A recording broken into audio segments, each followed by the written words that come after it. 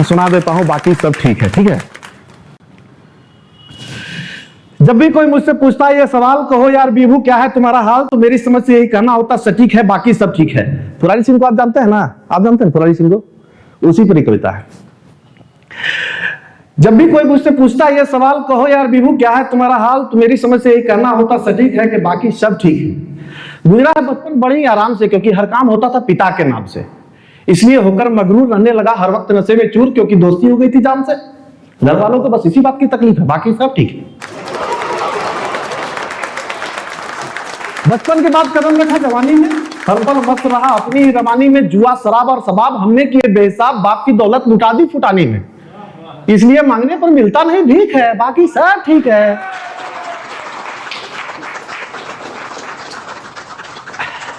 लाख कोशिशों के बाद हमने एक लड़की पटाई, सब पटाते हैं भाई।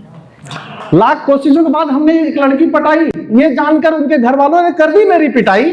मेरा ही थूक मुझसे चटवाई, मेरे आगे पीछे ये लिख पोस्टर सटवाई, देखिए इन्हें ये आशिक हैं, बाकी सब ठीक है। मुझ जैसे आशिक का जुलूस इस कदर निकाला, मुझ जैसे आशिक का जुलूस इस कदर निकाला, नंगे बदन पर पढ़ाई जूतों की माला, स्वागत में बरसाए डंडे, फूलों की जगह टमाटर रंडे, गधे को घुमाया करके मुंह काला, बाल भी मुड़वा दिया, छोड़ा सिर्फ पीक है, बाकी बचपन के बाद